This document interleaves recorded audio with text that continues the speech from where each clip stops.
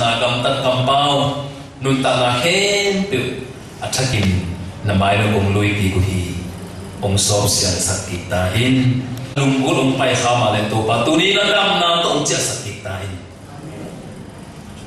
lung sim chi dam lo lung sim tha zom kha ko wa le tu ni na kam mal te thung en na de la sak na te to lung dam mai tai san ong cha ke sakta in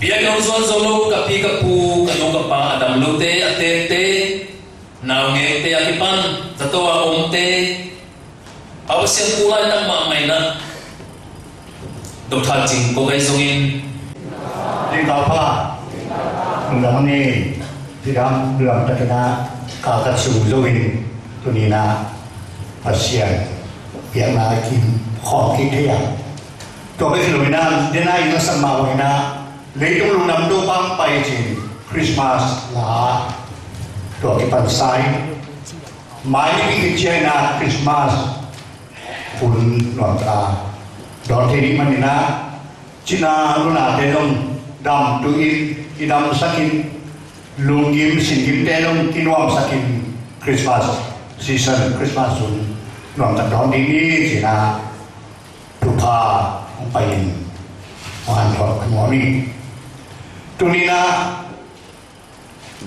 ไอ้ปอลปีทีวีซีวันปอลปีไอ้เทย์ซาเลนที่เขามีปอลก็ได้เนี่ยหมู่ปอยว่าไอ้เกลมันลันนั่งต่อองตรงกับเทย์หรือเขามาไอ้ยังตามปีมักที่เขาเทย์ตัวก็ที่ลุยหน้ามุนตัวปอลตัวปั้นลงองที่เขาเพราะมันละลุดำหนาทำปีตั้งได้ยังใครไว้เลยที่ทีวีซีวันปอลปีอะนี่ได้นะคัดไว้ลงที่ห้องนี้เองแค่อันนี้ตัวอามาสเปนนี่ที่ยงค่ายเยอะกว่ายกแรงเป็นนั้นต้องคนงามสิหน่อยแค่อามาสเปนนี่ที่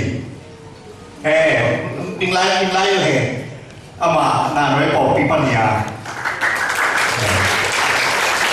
ก่อนนี้หน้าไว้เอจิปอปีก่อนนี้เนี่ยสังกัมเดียวมีทั้งปีเทน่าเสียขายปีนักขายปีอูนูอูกิเลสอูฮีจีดอูฮีจีดผมเทสักคำหนึ่งอะไรอะไรอ่ะคุณทำยังไงดู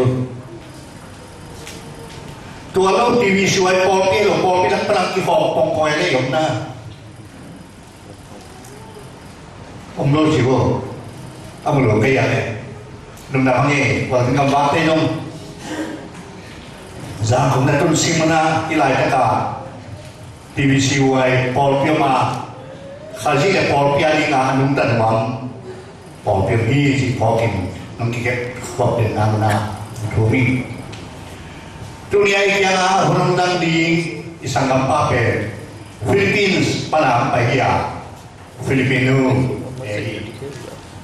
ลอยเอสตราดาลอยกันลอยที่เที่ยวเขามาเด็กกันที่เราได้มีเสียมีมาสังกัมมีทั้งหมดเลยนะบางมาที่เราลองเรียนว่ามีอามาสามบางเฮียแต่ป่านนี้ในน่ะเอ็นควันพิเศษตัวอย่างสาวเล่นสวีเลยนะไปบ่มีจีเพียปอดเป็นปัญหาเปอร์เซ็นต์เสียหัวโตหนาเส้นของฮีจีเรียนมาหลาย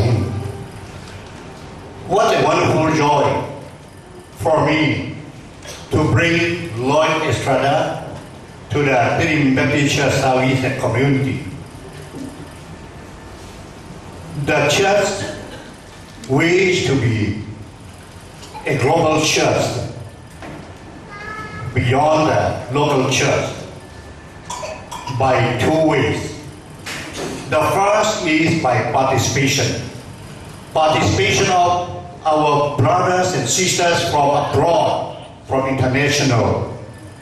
And the Lord is so kind and so merciful that He brings our fellow believers from time to time in our churches. And we are very much overwhelmed by the presence of our international guests. The second way is we release our worship.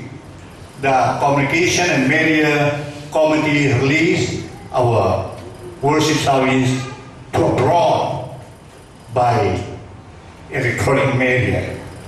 Many of our church members staying abroad watch our worship, listen to our sermons, and they feel that they are still a part of Redeemed Baptist Church Yangon. Praise the Lord. On behalf of the Redeemed Baptist Church and community, I am very much happy to convey our warmest welcome. You are welcome to our church, our service, and to our pulpit. We are very much excited to hear the sermon, the Word of God from you. And when you come again, please feel free that you are part of the Redeemed Baptist Church Yangon, and feel free to come again. Hope this is not the last, but just the beginning. Thank you very much.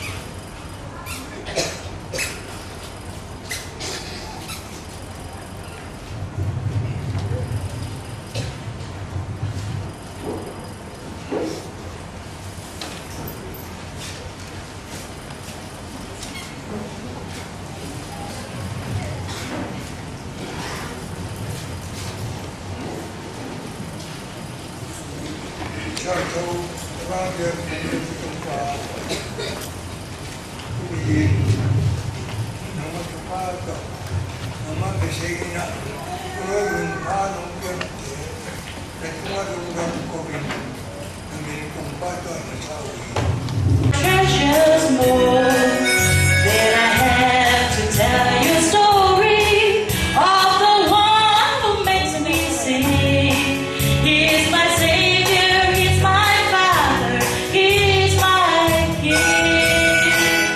I love my Jesus, I love my Jesus, and my love for Him grows stronger day by day. If you ask me, I will always answer. I love my Jesus, and Jesus loves me too. TBC ngam buba numi kipon ate nasem na sunga eizon ikiyo na hipa iman na ilung sim sunga ingay sina sala sangin song ipiyang lup song na lung simang le hen hiyain iminang bukto topa na septon na akom ni chi ong son maming topa pasiyan na nasem di mitang kisang tontung Puatein sen kim zolo di huna okay leong pasiphanala iconic.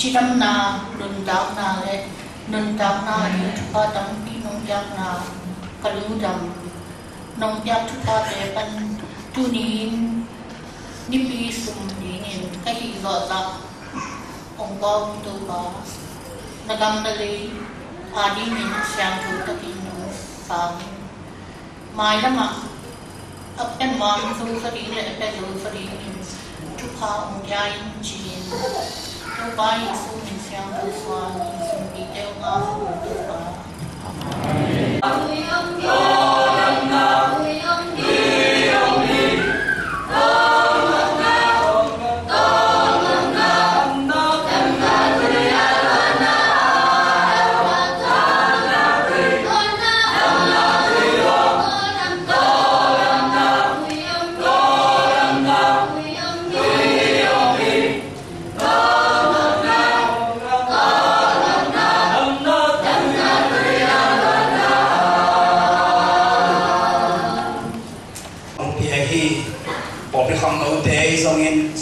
Mui zongin paulun di mui zongin topan takin tupa dia sakdahen ini na pobuke sepi pana wai muak na ini kini kalau musim semua online sakdahen Amerika panuncia manenen jadi kita makan alam kita yang baru apa kamera berbeda tu mau ini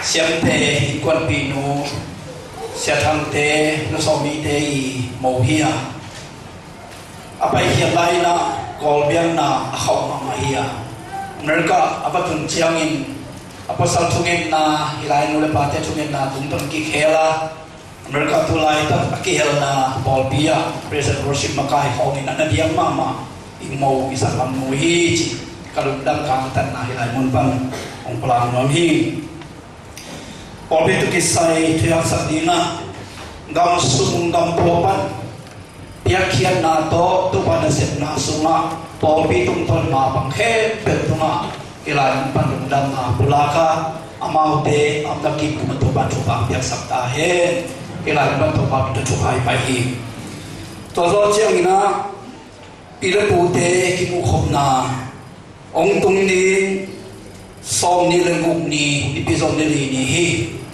Paul bilang tahun nete kiging kitpen kinwahi main pite puteo hak satale kom samuk tung sia pile pute om tubi mai sudina mangkir kim namun Paul bilang panitale makai te tali nitale kilai munpan pok sakson mami jing samlam nai kuapan akipan dinghi Paul pi pun pi man kitchiam numei khang no pasal department ki khop ki zom suar ai man na e ma mun mona an cham tai ki hel song nam le ti kol bun zong pol bi dia ki khop na hun pi khan mai man na an cham ai ki hel kip chan nang zong ilai mun pan thakin ki pok sak nuam hi ong tung ni pi do ni ni November som ni lempuk ni na Paul pi khang no he pe tu sin khop na ibia na kini ding hi jing sang nai kwa pan ni talam nai thun dong khang no buk makai tu sin na sunga khang no he pe ki hal na dingin khang no makai tawan nei ten ong pok sa hi polaya khang no tu sin na ong makai dingin reven dokta o chitza o em ding hi Kang lang pantiyasan na nakipok saksaw ini. Ong tung ni sanini ina MBC jizede hobi kinedingi. Iminam po bina kampen pulau peng jing sang sun nai khatpan kipanin dia penahun pi kisam dina ol pkf siap di bahak na peningi.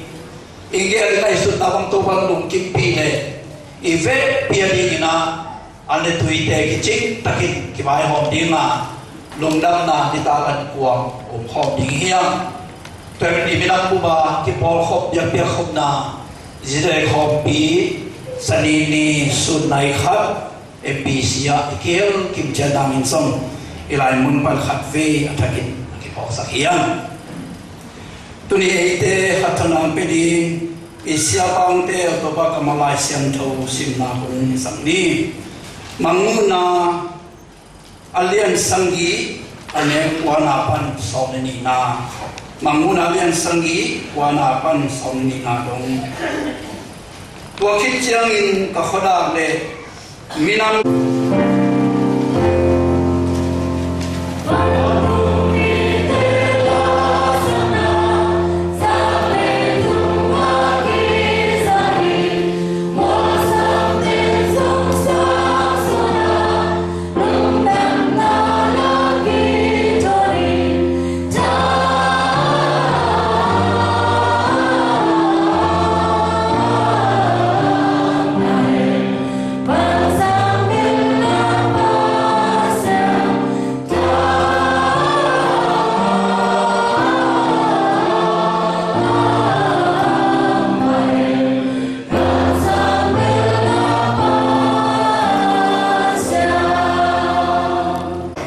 Zingalpa na bepiun. Merry Christmas. Merry Christmas. Lungdam bo, lungdam na. Thank you, Pastor Simon, for graciously allowing me to share in your pulpit. Siya Simon siya pipa tunga na katpina kalungdami amay di sana mo lana na tong dia ama ipsung balakya ahiwan man pam dia manina kalungdam mamay. And thank you to the Baptist Church for welcoming me into your worship celebration today. Terim tui phong bol pi na hibiakya na sunga ke lungdam takle mai tai ipak takina nongdor na sung lungdam ko laing. Let me introduce myself briefly. I am from Manila, Philippines. Kaya ito ang kanong kigin nuaming kay Philippines, Manila, Kopi, Pankahihi.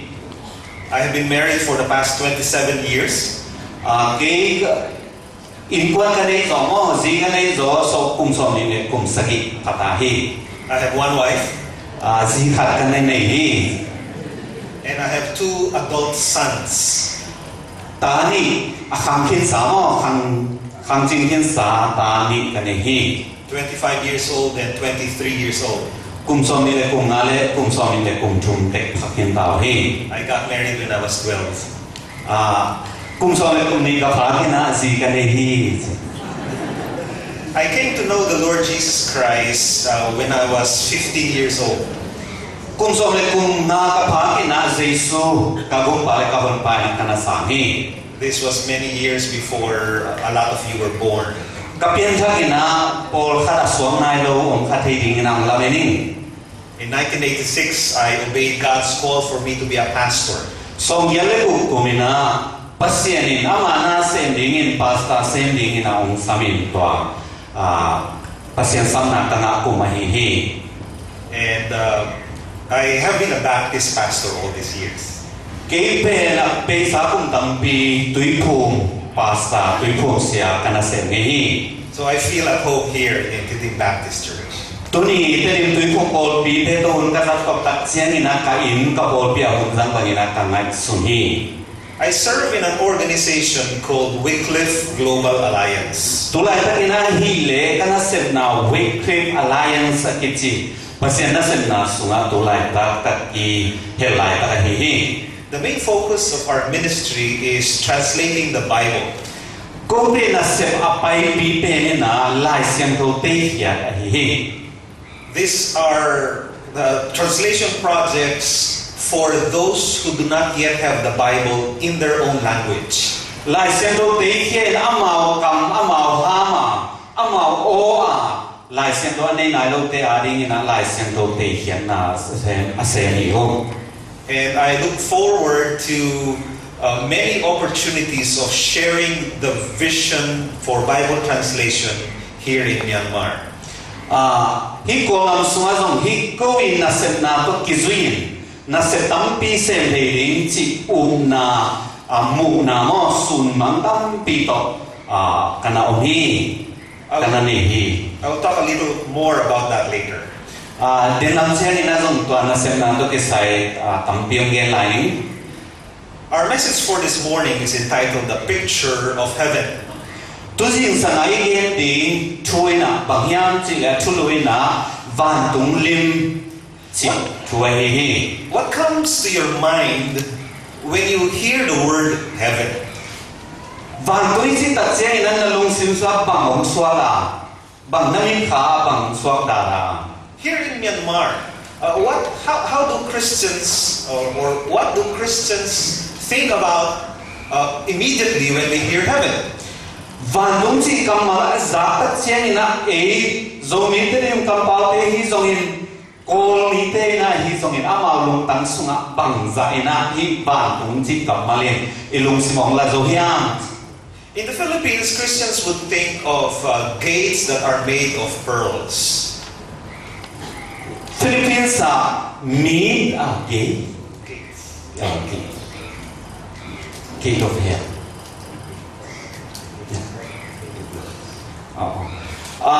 Philippines hi le hi gate chi lu na mo kong pi chi pe pearls. Suang man pa si man pa mo suang man pa to ki bo kong pi chi na ki gen the hi. That's a long sentence. Yes. Streets of gold. Van tung chi ta che na ama hi van tung ki chi lam pi chi na suang man pa ki bo lam pi hi chi ki te hi. Baby angels with diapers flying all around. Sorry.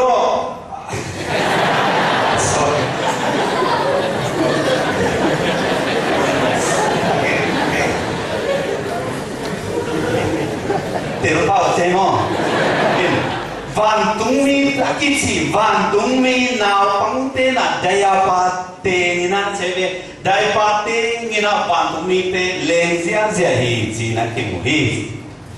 And Saint Peter with keys on his waist. Peter na hi le hi van tung chi ta chế na Peter cái gì ba na to bên hi áp quan tên mong khara khai lên đến cái mù hi. Holding a rooster. Chỉ năng tòa bị thái là tòa to bền mò to tuê to ama nuôi ta cái năng kèm gì. Remember when Peter denied Jesus 3 times, a rooster crowed?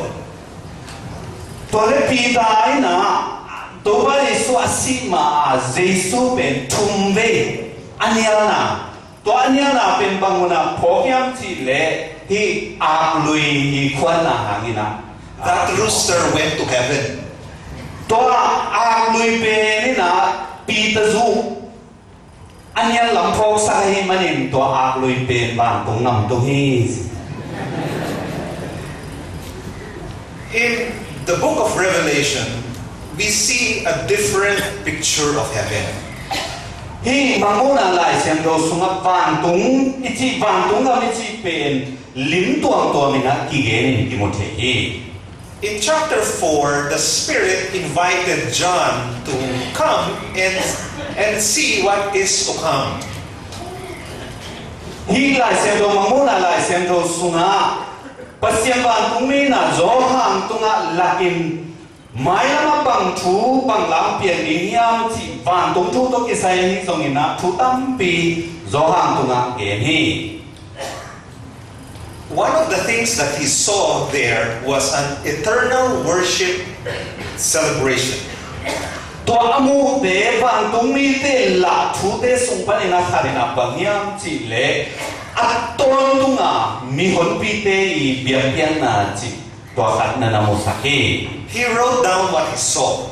Amu tingaman ongget khia hi. And what he wrote down is like a snapshot. Toa again khia pe bang tu ki bang hiam chi le e te ari ni na ki mu the lim khat to ki bang na ki tel the hi. It's like me, for example, taking a snapshot of Tilim Baptist Church, worshiping the Lord today. Toa ama I mu pen a get khia ta chen na ma na hi smartphone pa na chakaran na zai tua mu to ki bangina amang terhi. So Revelation 7:9-12 is that snapshot of heaven that John took. Tolehi mamun alien sagi ane kwa pan som ni na song pen zong hangin amamu ama tunga akilang thu teng pen hidana man viru that thaya tua ongel kia to ki bang hi. Management experts say that we must begin with the end in mind. Hi nasem na company leitung nasem na tuang tua ma thu te pi thu keo pi te na bang geniam chi le na khan ne ge chen na atom na ding mu kholen chi ama bi company na gen thei le ru hi. That is very good advice. Tua pen thu mu na di mama a hi. We Christians should live our lives here on earth with the end in mind. Tole ita bilote na leito inon ta sungina in nikhan ni chen na bang piang din bang swaking chi thei sai na nong ta le ham hoi pe ni. After our lives here on earth, we Christians will be living with God in heaven. Hi leito inon na ati hit ta chen ya pasien to van ga ma khom ding chi ei na hi. For us, that will be our end. Tua pen ei te ali na atom na hun to na ong hi hi. Spending eternity in heaven. Tua mu na van ga atom tung pan to tung do na hun isan na ni mo na hi. What does heaven look like for you? Tôi là tôi đi làm bằng tung cái gì tôi ít tuần na đi môn bể bằng to cái bằng nhang na ngài nghiệm. I would like to share this very important principle. Tôi là hy vọng tôi chỉ lim bể năng là lung sinh làm bằng gì đó nên là coi hiểm tôi sinh sang na chụp pi mama chụp bol khát ông nghe nói mi. Perspective is connected to purpose. Mô na ít chỉ bể ấy kêu na to tắm pi cái gì hi. How you look at heaven determines your purpose here on earth. Tôi lên vàng tung năng nhị tôi nhị na vàng tung năng bằng gì na mô hiểm tôi vàng tung năng mô na tôi cái gì lấy tung năng nôn ta na lam lấy tung năng nôn ta na năng nhị kim na mô năng nhị nghèo na tôi tính năng nôn ta bị hi pa hi. So let's look at the picture of heaven that John gives us. Tôi lẽ rõ hàng những bia cái vàng tung nhị lim bên bằng na hiểm tôi phải đến khó ni. There are four observations of heaven that we find in this passage. Tôi lại sẽ nói xin nào món nào vàng tung tôi cái sai nắm lì na again kia na kim một thế hi. The first is that heaven will be a place inhabited or filled with a great multitude. Vàng gam vàng tôi chỉ về bằng tôi cái bằng hiểm chỉ lệ milon pi akisim dấu mi tam pi tei tuần lên nào mun đại là kỳ một thế kiện thế hi. If you have your Bibles with you, verse 9 says, "After this I looked, and there before me was a great multitude that no one could count." Anh em có là xuống anh này leo chín ama maya zo ni maya mi hom tam pi akisim dấu lâu ra đồng đi na om hi among na ge hi. There will be a lot of people in heaven. Tôi vàng gama mi tam pi mi lom tam pi om đi chi ite hi. This is perhaps difficult to understand right now. Tôi là tua vàng gama chi pen akisim dấu lâu ra là mi tam đi chi pen ite lim bai pak lo hi mo. I've been asking Christians here, how many Christians are there in Myanmar? Hi ko gama Christian thu mi bang za tak tak ko hian si na mi teng ka dong thei ze hi. Most of them say about 4 to 6% of the population. Atam zo dem gen na gok pani na ya kai no gok ai ke le sa hi bang hi ni chi nam ge no hi. That is not a great multitude. Atat pakinat silem to ya kai no gok sa gi be pen atam ma milom akisim zo lo za dong ni hi lo hi nai lo hi. In the In the Philippines, there are 10 to 12% Christians in our population. Philippines hi le mi so pa ne na so ne ni tha khai nong dong thu mi om hi. That is not a great multitude. Tua Philippines hi sani ya khai nong chi pe zo atama ma hi nai lo hi. In Japan, less than 1% of the population is Christian. Japan ma pasen khat zo mom lo hi manina Christian. In Thailand, less than 1% of the population is Christian. Thai ma hi le pasen khat chiang ba bo min. That is not a great multitude. Tua pen milong pi mi tam ma ma hi nai lo hi. So in this passage, John was inspiring the faith of Christians.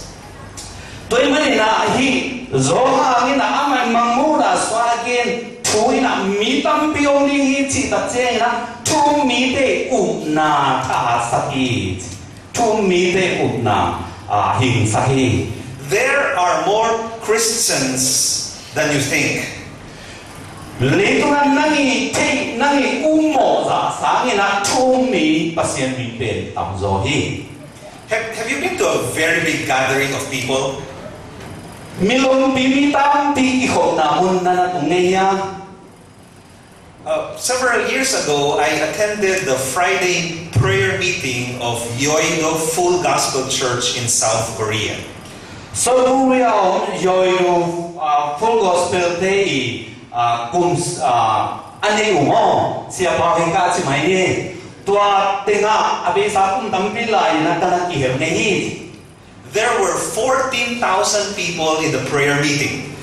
Tua mana za tu za tampi mi ihong hi si tu mi. Have you seen the Koreans pray? Korea te cuma siapa nak tengok dia. 14,000 people were shouting and praying. Yes, sir! Mi tu za le som li bang mo. Ki khom na mi tam se ai rồi na so Korea te chung en dan na zang lu tam a vek pi wa to mo na vek pi na ong nge ngai na thu nge nong hi. And the building was shaking. To ki khom na bia kin pi bang ling zo liang ni. A few years ago, I went to a professional baseball game in Texas, USA. Texas baseball game bona ki mo na mo to bo ki mo na mo na Texas khate na ki her ne hi 42,000 people were there. tu zali bang to ki mo na suna om hi Shouting, jumping, dancing. ki mo sia zi pol khate van king ka lo ni na o ni na dia mo hi 40,000 people is a lot of people. hi mi tu zali bang si pen to lo hi mi tam ma ma hi. But that is not a great multitude that no one could count. Ai zo ina kisim zo lo si bang hilowa ami kisim thei lai ve ve ni. In 2012, I attended the World Prayer Assembly in Jakarta, Indonesia. Tu li so ni kumina Jakarta Indonesia ngam khopia tungen na pual bi tungen na ho bia kana ki he nge hi 120,000 people from 80 different countries were there in the stadium.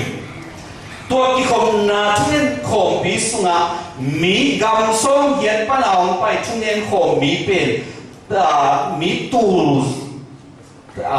za song le ni bang om the hi 120,000 Christians praising God. tua mi tu za som le ni bangina pasien pen pha khalina phareng thu nen ko eu hi That's a lot of people. tua pen hi tam ma ma hin bai But that is still not a multitude that no one could count. ai zo ina tua mi de pen mi sim zo lo za do ma atam mi long pi hin ai lo hi. The Bible says heaven will be filled with a great multitude that no one could count. Tôi le hi ban tong ni chi na mi tam pi de om na mi long tam pi ki sim zo lo mi long pi de om na mun chi mo hi. Some of our ushers of Tidim Baptist Church will start counting the people in heaven. Hi tenga om demo adia dia kina TVC oi kopi hi asa zindon te na adia dia kina pa nong na tun chen na misim ne ki toilet hi le chen. But eventually they will stop because they said there are too many people. Pama bang ina ong sim la asona chen na sim lo non lo ni atawang be. We must understand that Revelation 7:9-12 is a fulfillment of the promise of God. Tuy mà này là mong là liên sagi của ban sổ này ni pasieni ông cầm chia chủ atun na đi gali cầm cái một thế gì. Galatians chapter 3 verses 7 and 8, we read these words. Galati alian cuma neo ku sagi sim lehang. Understand then that those who have faith are children of Abraham. Scripture foresaw that God would justify the Gentiles by faith and announce the gospel in advance to Abraham. All nations will be blessed through you. Ilai sen do paninam sim ningo panina sagi. Abraham tunga thuk piang ngai sundi un lai sen do in Abrahamin pasien uma tua na hangin pasien na ma to akipol thi dingin mi hoi in asahi na chi hi tua hi manin Abraham sual lekha aman tak ta de chi te pen na ane mi te ahi na thu na thi ding ahi hi. Is it verse 7 and 8 anh em kia nam sun lai chú mi te ma bangin general mi te zong na hangin ama to akipol thi dingin pasien na bola ding thu lai siang dovin namate hi to ai manin lai siang dovin Abraham tunga lungdan na chutha namahim khola pasien le tung mi ken pe thu pha apyang na dingin nangma ongdang ding hi na chi hi. The Bible says that those who trust in Jesus Christ are descendants of Abraham by faith. Tuni Jesu kasi kumpara ang pasang Jesu au mite na Abraham isuale ha ahiu hi chin ilai sen loin geni. Do you remember the promise of God to Abraham? Pasiani kam chiam Abraham tunga piakte no dong trino te athi lai yom ya. If you go back to Genesis chapter 15 verse 5, this is what we read. Pian jelian so nga neo nga na sunga kimothe to ilai sen lo sim na pen to to ki song hi. He took him outside and said, "Look up at the sky and count the stars, if indeed you can count them." Then he said to him, "So shall your offspring be." Pasian Abraham tunga again tuina Bantuin la bantunga aksi te simin to aksi te namo ba bangin nangi suan lepa te leitunga tamin kizeri hi chia awpina hi. Scientists today could not count the number of stars in our universe. To hi bantunga hi hui laka to pisunga aksi aton ton tepe Tuni te pampinya sini ci tena sim lo nai lo hi. Heaven will be filled by a great multitude that no one could count. Bantuin si pen milon tampi mi hon pi to mi hon pi om na mon hi kwa man sim lo hi ci hi. Are you going to be a part of this great multitude? To le hi mi hon pi sunga nang khat nei khaliam nang na kiel khaliam. I said also earlier that perspective is connected to purpose. Toy mani na nangi na namus na pe nangi leitung na nunta ingin na to kizong hi chitene na gen kini. So if you know that heaven will be filled with a great multitude, how should you live now? Toy bangam milong pi mi hot pi to kirim di na hi le tunim hi leitung na nung bang chinun tagi na hi yang. We should live in confidence. God is God is in control. God will accomplish His purpose. Pasien yang mang biasa nangim na ong tung sapihi amangim na nang tunga ong tung sapihi. Heaven will be filled with a great multitude. Panui chi pen mi hon pi to kidim dihi. Secondly, heaven will be filled with a diverse multitude. Panui chi pen minam tuam tong akipang lo minam tuam tong te to kidim na mon hi. Our verse again says, after this I looked, and there before me was a great multitude that no one could count, from every nation, tribe, people, and language. Minam leo hi zong minam leo na hi zong le to minam kem piu. Tua muna tua ban tua kici na muna hong pai ho in milong pi kampau ki bang long na ki bang long na pi na milong pi aom atu hong. This great multitude will come from all over the world.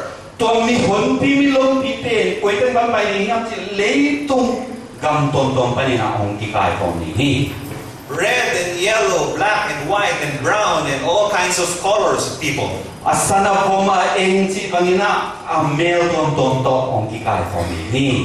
It will be a diverse multitude. Tuang milom pina uniform si bang om loa ama bing mel tuang tuang tiktok tuang muna om pai ding om hi. We have a God who loves diversity.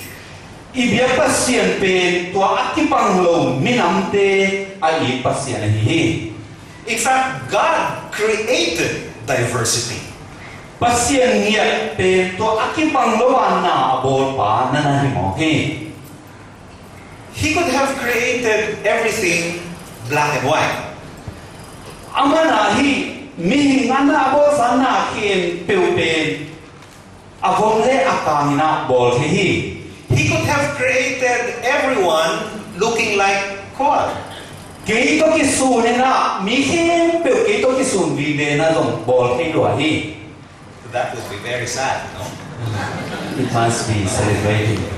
They will be celebrating their life. But God is a God of diversity. Pasien na keiba na mi ken pe bol ngok le da we ma ma di mai mo. Ina pasien mi te keito kisun lo ba sia lot to kisun lo ba abo pe abo pa pe pasien hi. He created 1.4 million species of plants and insects. To pa pasien na hi kadi tan kong tampi 1.4 kadi kalamo to panga at tamni ming be kilo bin ngani nam ton ton som bol hi chi mo hi. He created 1.7 million species of plants. 1.7 kadi tan kong pe pasien sing kong anam kim som bol hi chi mo hi. He created people in 240 countries and territories. Leitung mga chile hangsani le gamsani le gamsom libang pasien borina gamgi ne tuarani na kiuk na to om deguhi. He created people in thousands and thousands of tribes all over the world.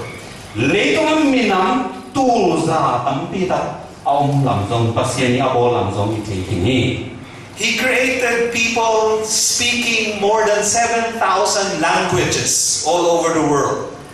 Pasien na leitung mi tul minam tul song sagipang boli chi song kimok tehi. And there are 16,000 different people groups all over the world.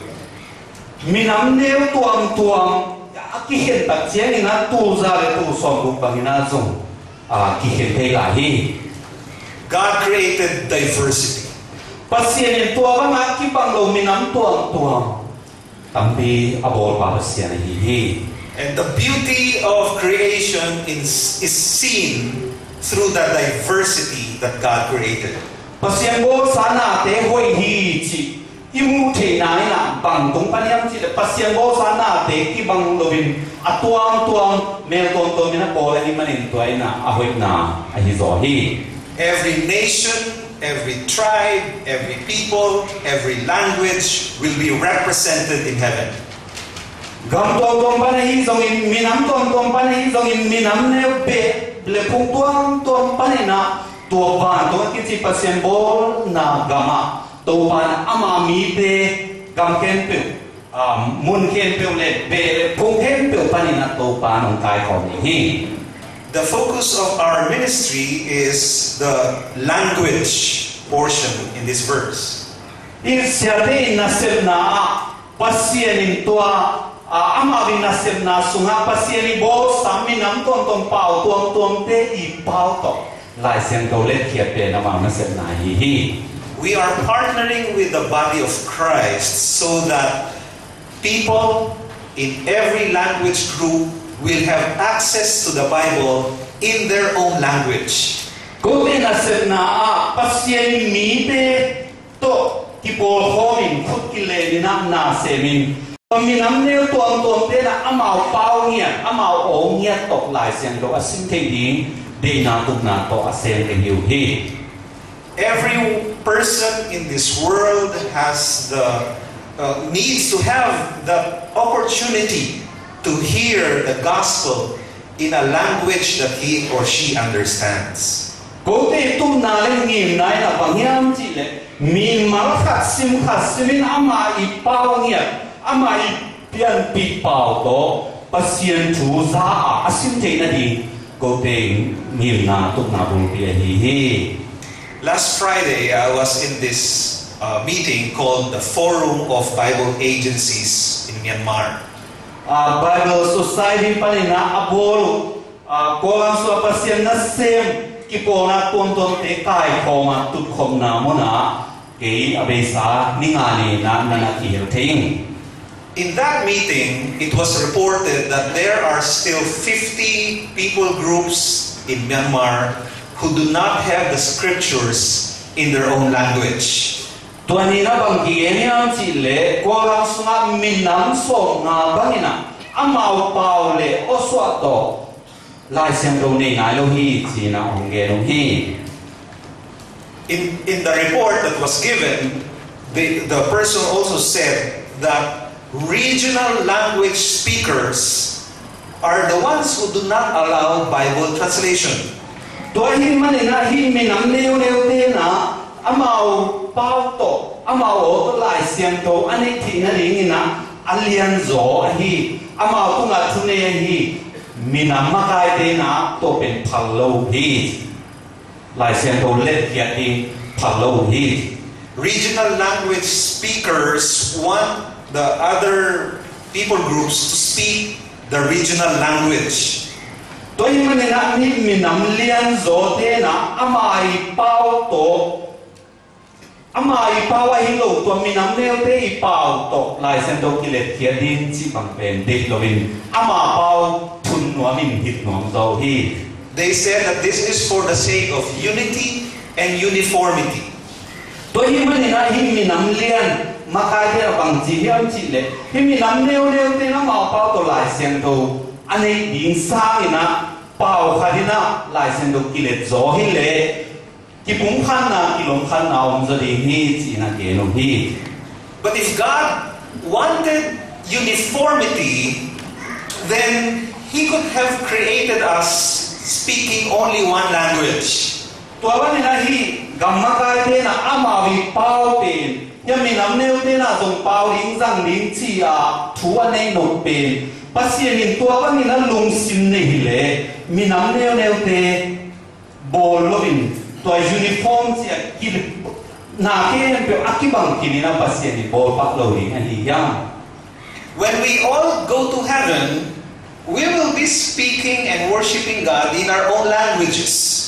Van gam na itun ta chiang ina van bunga ma iza tim pau pen na pian pi pau hi. Many of you think that the language in heaven is the dim. Mi tam pi ta ina van bunga ma te tim pau izang ding hi chiang nai sunom khalon te. So perhaps I should start learning the dim. Van bunga wa te tim pau ki zang dia hi le tu ni ban ki ban te tim pau sin ning. But the reality is the diversity that we will find in heaven is united together by Christ.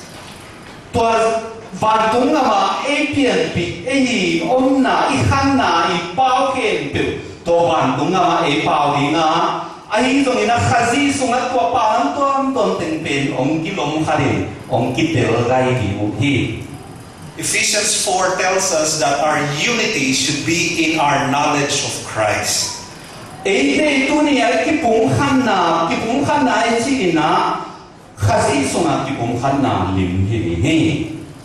It is not, our unity should not be based on a common language. Ate ki pung khan nai na common language ti iza kho kampao ni na pen ki lim khan na pung khan na chi bang hi tuan lo hi. Let us celebrate diversity. Toy mani na tuni na ikipal lo na pen ate na alung damin sang kho ni don kho ni hi han. Let us not be afraid of diversity. Ton ikipal lo na yo swa kidang na kibalo na kimpe not na do na lamina lazani. Because heaven will be filled with a diverse multitude. Bahangian si lebantung kami si pintu apa kibang lo na kimpe tun khom na om khom na hihi. From every nation, tribe, people, and language. Gam kimpe minam kimpe be pong kimpe panina ong kikai khom di nga tua mona pung khat so di hi. The question I would like to ask again is, will you be a part of this diverse multitude? Kung no don na khalina bangyan si le tua akipang lo minam lo pi mi hon pi sunga nang khalina nakihel di nyam nakihel khadiam si don na hi. If your answer is yes, my next question is, what are you doing now to bring people from other ethnic backgrounds to the kingdom of heaven? Tua van gaman nang zong khadi ni na nakihela hi le van gam na tun ma hi le tung nan ta na sunga nangi mu na nun ta khosak ze na bangda ina nong ta ri na hi ya minam da ingei na ki bang lo pau ki lam dan te nang bang ji na mu in tua te bang ji na nan jesu kyang zot pi the ni ya. Perspective is connected to purpose. Toi mane na tuni nangin na ina nangi mu na na to ki zo ma hi panin van gam na mu zia pe tuni le tung na nun ta na kilang sakin. If you know that heaven will be filled with a diverse multitude, what must you do now? Toi van gama minam tuam pa nam ton ki mo ho ning hi le tung na tuni nang bang sen ni ya. A third observation is that heaven will be filled with a forgiven multitude. Atung na van tuni limina bahyam chi le mo ki mai sang na mi hon pi te om kho ning to mi hon pi te mo ki mai sang na hon hi. Going back to verse 9, we see that this great multitude was standing before the throne and before the Lamb, and they were wearing white robes. Tua kum pi to khom maya mi hon pi te om diu to mi hon pi te na puan kang si na om diu hi chi ane puan a song ki mo hi. These people were standing in the presence of God. Tua mo na hi puan kang si mi lom pi mi hon pi te na ding diu hi chi kum pi to khom maya. When I first looked at this, I asked the question, how can this be? Hi lai sen do mun ka sin chi na hi pen hi ta thi hiam chi na ka ngai sun hi. God himself said in the book of Exodus, no man can see me and live. Baham yam chi le pai hian na lai sen do sunga to pa pasian na mi khat na ngori na ke pe na ma mi to hong mu thei lo hong mu zo lo di ni ong en ngam lo di hi chi na gen hi na. We are so sinful that when we stand in the presence of a holy God, we will die. To asian do pasian maya mo na ba mi te ding ling le si di ni. lai sen do lui pai kian na sum bang ina el le hang. But this scripture tells us that the great multitude, the diverse multitude, was standing in the presence of God. Hi lai sen do sin na le le mangu na lai sen do sa bang chi hiam chi le tuam mi hon pi mi lom pi na pasien to khom mai le tu no mai la ding khom di hu hi chi na ki mo hi. Verses 13 and 14 explain how can this happen. An le som le tum le som le lina suma hi pen bang chi piang thei di hiam chi tel ta kina ong ge chian thei hi. Then one of the elders asked me, "This in white robes, who are they and where did they come from?" I answered, "Sir, you know." And he said, "These are they who have come out of the great tribulation. They have washed their robes and made them white in the blood of the Lamb." Toy zo ha na hi bang mangu na nei ta chiang ina upa khadina va pain lo ang kya na bang chi hiam chi le hi te bang chi pian thi hiam hi za mi hon pi bang ji na hi za siang do om the hiam chi alo ta chiang ina hi te na kum sagi bo sian na sum pa na aswak ta teu hi a pon teu siang sa ina tu ni siang to sa ina hi mona ong di ho hi chi nang gel hi.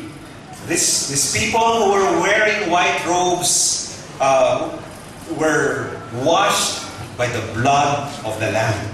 To puan ka hi chi na asiang to puan ka na Jesu sisan man pa to kisil siang puan ai manin ka ni na siang to hi. When John the Baptist saw Jesus, Jo zo ha hi na to pa Jesu mu tak chianin.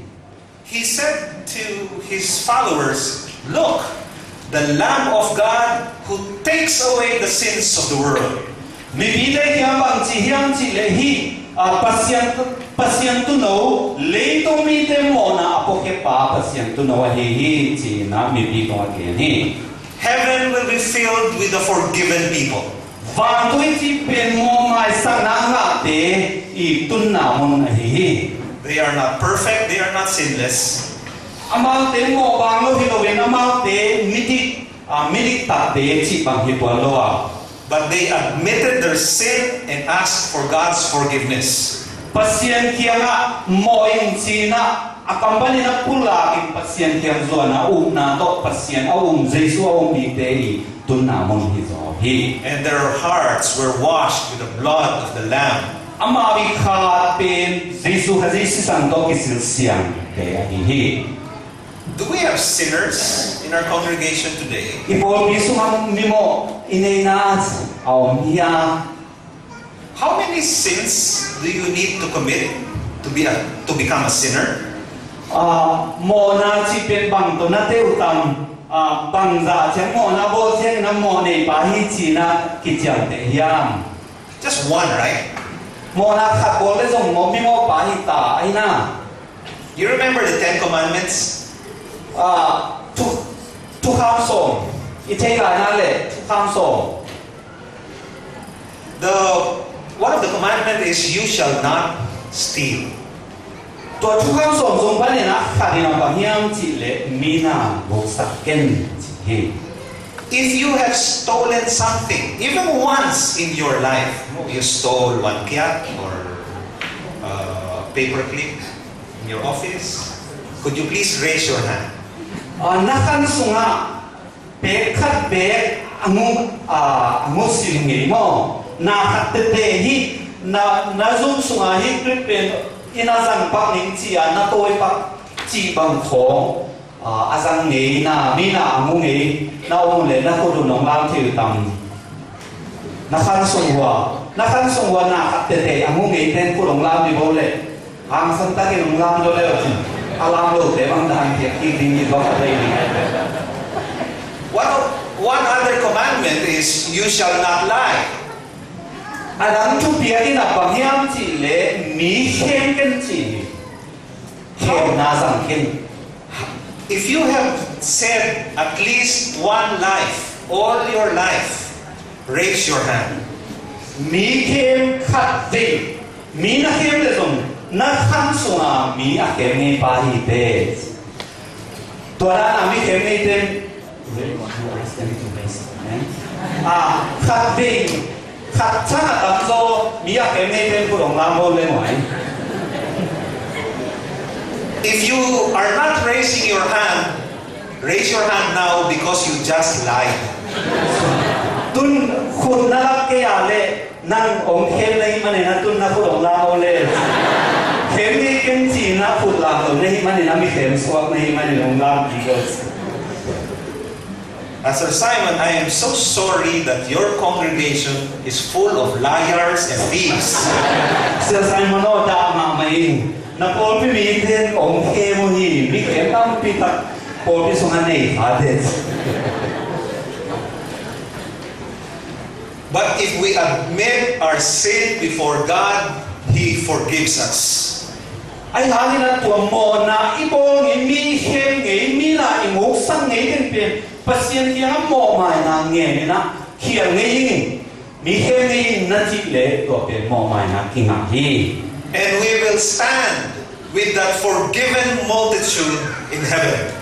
To ba ni na Jesu ki nga na mo na khia na ten na a khip tak na gen khip tak te na kisi khip tak te tua pasien mi hon pi bang ma mi hon pi ten to ki bangin nang zo ding kho men to khon ma ya ding ni te. Are you going to be a part of this forgiven multitude?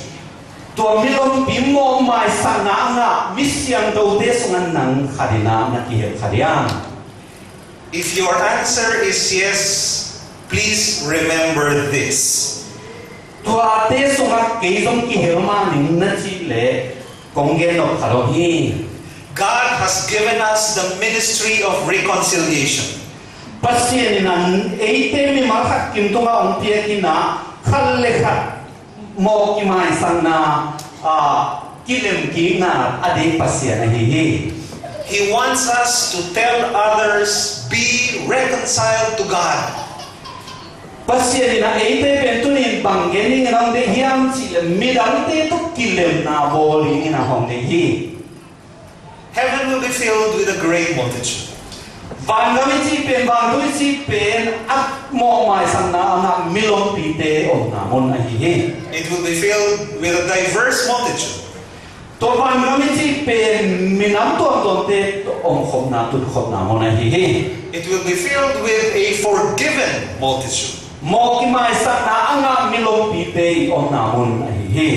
And it will be filled with a joyful multitude. Hi milom pi te om sia pen no sama ma na swata ma na to ki ni hi. The last part of verse 9 says that this great multitude, the people were holding palm branches in their hands. Nisu yang toy na himmi ho milom pi te na ahuru la me na nisu yang toy lung nam mai tai ma ma di mo hi. In the Bible, the waving of palm branches is a picture of joyful celebration. Ilaisiam do sunga nisu yang toy na nisu yang ida ni na bi lam achi ta che ni na milom pi te to nisu yang atoy lu toy ba pen lung dam ma to lung dam ma na to kidim hi chi again no na hi. If you remember Jesus Christ when He entered Jerusalem, Jesu nun ta na so Jerusalem khop pi alo ni ta che ni na zong nisu yang toy na kilon hi. people joyfully welcomed Him waving palm branches. Nisu yang toy na to nisu yang pelina nila lamin Jesu donong hi. And they were saying in a loud voice, Hosanna in the highest, blessed is He who comes in the name of the Lord. Tua nisu yang toya mite na dai kepchi bangilovin ao sang sa kina ohin van sambel na siam do pen pa amin thangen chi na ong zia zia hi. Heaven will be filled with a joyful multitude. Van gamichi pen milong pite alung dam mi he pe om na mon ki hi. Will you be part of this multitude? To alung dam milong pite sungan nang khat nai hi kariam na ki heriam. Look at your seatmate. Does he or she look joyful? Nangyayate ni ve alung dam to ko hiam. nangyayana bina takate endi sinotwa milong piso at kihelding na amay tayo now at kifidiyang endi woes. You know, the sad truth is that people do not look at Christians as joyful people. Ada huwag mama tuhan ji. Tuay na bangyang ji le. Christian na hilo tumia hilo minante na Christian teo nge tatsiyan na lungdam mero ong salodi. Lungdam kay lungdam tua ong salodi. They see us Christians as people who complain from Monday to Saturday.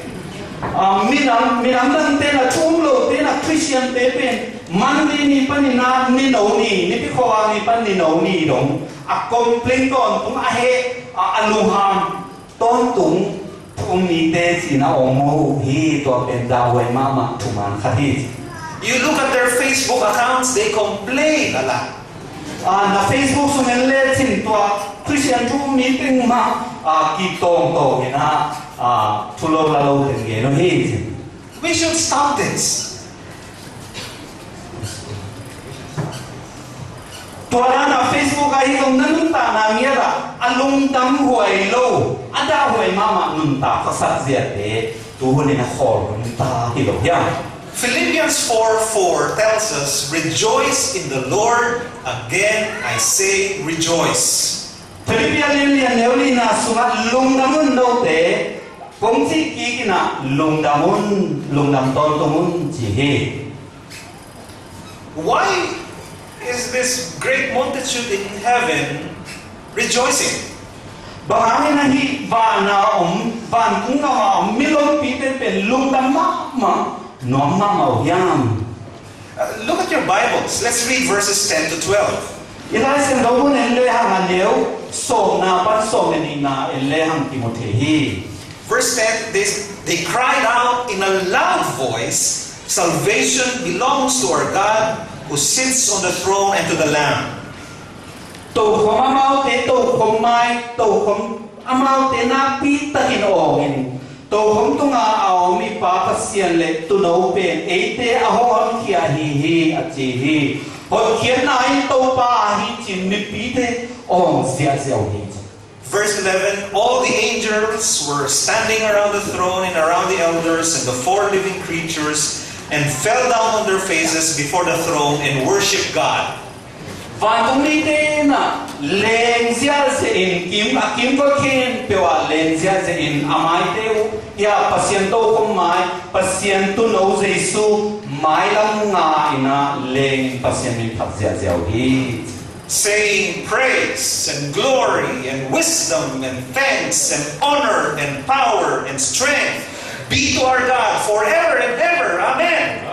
Min thân na vang lên na chi thế na lên pil na chi na hem pe pasien ani na kilo hi pasien hi chi na phazia giàu hi.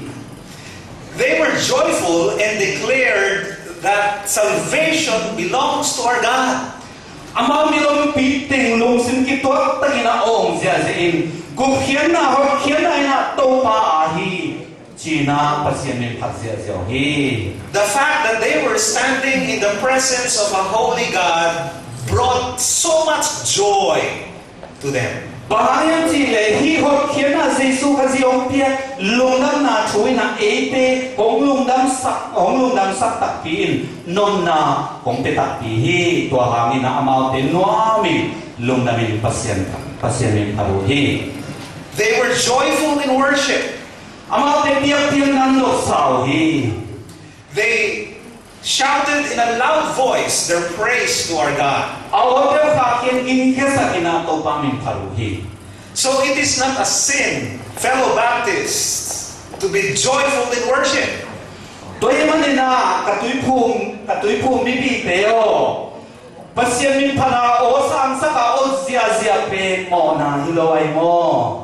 Every time you read about worship in heaven, in the Bible, you see worshippers shouting in a loud voice.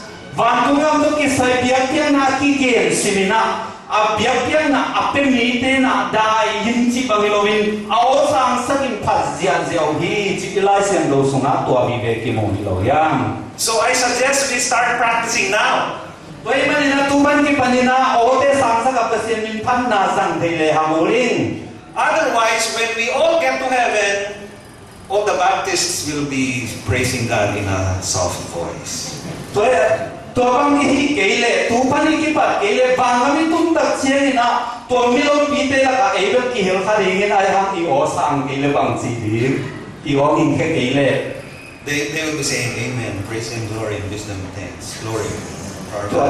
to milon pila ka en amen hallelujah si na I o te niam mi to ki ho bang ina hile ham mi gen sia ko ni swak khatam mi mo na. The Bible says in Psalm 16:11, in your presence there is fullness of joy. Sana la sem do so la te la sem do so le ko so le khat na sunga to pan na om na mo na so ta na ki pa na om ni si na ke ni. When you receive good news, you don't shout quietly. No de I mai tam ki le hang na lung dam na mai tam pa na ki lang lovin na o zong san zo lo hi. You jump and shout loud, right? Tuban ki panena ete iote sang sa kinapasien min pan na mai ta yem diam ni hang. And the fact that God has forgiven you of your sins should bring you much joy. Bangangin na iote sang sa di hiam chile pasien ni mo na mikhel na itat khel na pe o mai sakhina ama to ki bangina ombol hin ahin manin bangangin na lungdam lo din hi hiam. And I pray that Redeemed Baptist Church here in Yangon will be the most joyful congregation in all of Myanmar. Tuni no de ari kong thungen sang na in bangyam chile itterim tui phung pol pi te nyat pen alung dam akipa pasien min phan na ongi o sang te ihi dingin thu kong et sakhi. And when non-Christians see a member of the Redeemed Baptist Church, I hope and pray that they will see your joy.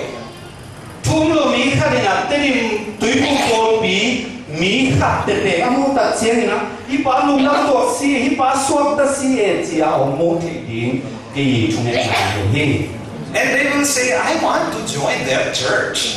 Hi nu hi pai na zui lo min koi mu na biak biak na ne hiam ama ki khom na ki khom ning chi di mo hi. Because that is a joyful church. Tôi nghĩ là nang yo na pen alung dang huai a pasien min phan na tu ki dim pol pi hi manin mi ten nang pai na nam zui no meu hi. As Christians, we are to be joy bringers, not joy stealers. Ei te pen ei thum mi Christian te pen lung dang na thu a pong hia a pe hia again ki ring te hi anga mi lung dang na pen en lak sak din hi lo hin go sak din hi lo hin. But the focus of a joyful multitude is the glory of God.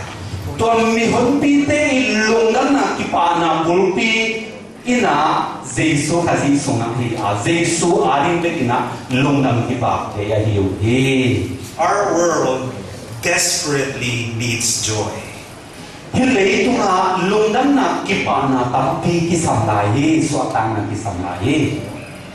God has called each one of us to bring His joy to people. So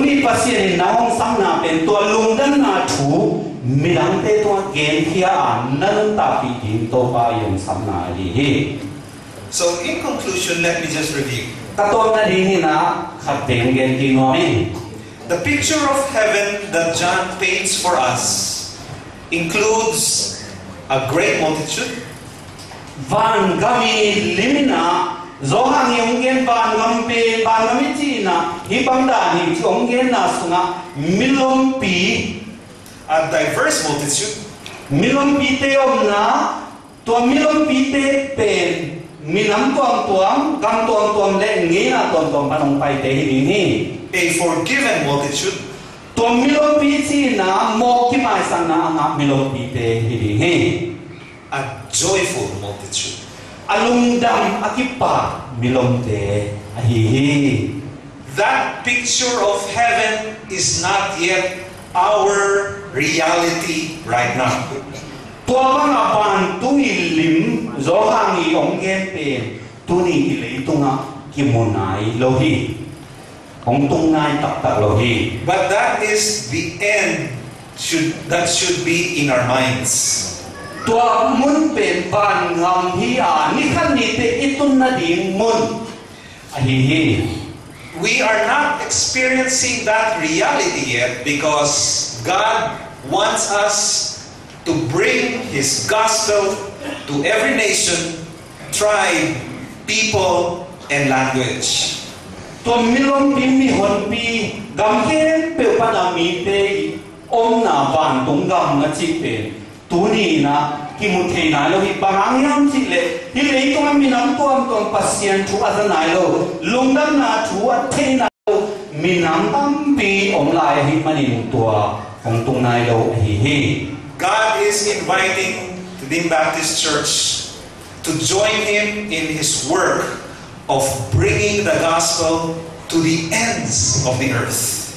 Tua hun khan hun pe ni tak chiang am mi hon pi te ina pasien maya hong din ni di inga nai na tua mun hong tun bai thei na ri ei te na im ni nam i ve ni pa ma i gam i vi pi te yang pa ya pasien thu i gen di to pan hong le hi. And it is my prayer that when we all get to heaven someday, Cái chung em nói là ấy tên hem biểu bản và mình tuân tắc giang in one people group in Africa, one people group in Europe, one people group in the Americas, tua muốn đi tuân tắc giang na Africa mi Paul khác Europe pani na Paul khác ASEAN nam pani na Paul khác chỉ bằng will come to the members of the Redeemed Baptist Church and say, "Thank you for bringing the gospel to us."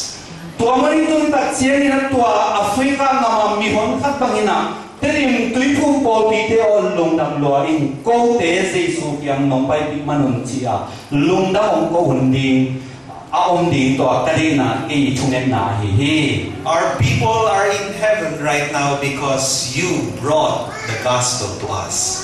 Tua muốn milom pi minam tuam ông thị na đi hin nang na sem na tàu ban chụp đi sa nang minam te Jesu yang tun pi đi na tua milom te sunga ki hero sa ti ni yam. God has blessed us tremendously. Ei te pasien chupa tam pi hong biak lam i the. And He invites us to be a blessing to the ends of the earth. Tu ni ei te to pa yong sam na bang ni na ong sam yam mirang te tu ma chupa boli ni na to pa ong sap te hi. Let's pray together. Chu nghe khom ni Our Heavenly Father, và tu ông pa pasien we praise you for your great love. pa pasien ta lam dang nang ma in na hangin na min ko pa to yong hi. We praise you because you are the God of diversity. Minam kiem pe ai pa pasien ne hi manin na min sian to kong pa to ong. You have shown us that your heaven will be a place of diversity as well. Van kami na minam kem pe gam kem pe i om na tun na ring mon hi chi na min nong la mani na kanwa mo hi. Help us right now Pa pasien ong huin to join you in your work nama nasib na ko te hong zangin of bringing people from every nation, tribe, people, and language to your heaven. minam tuam gam tuam pani na mi kem pe nang ma kyang tun thei na ringin to pa ko te hong zangin. Today and until your Son Jesus Christ comes again. Nama van tunggam katun ni chiang do tu ni pan ki pan kanong ta na sungwan nang ari in hong zangin. In His name we pray. Jesu Christ min chu ko ngen wi pa pasien ong.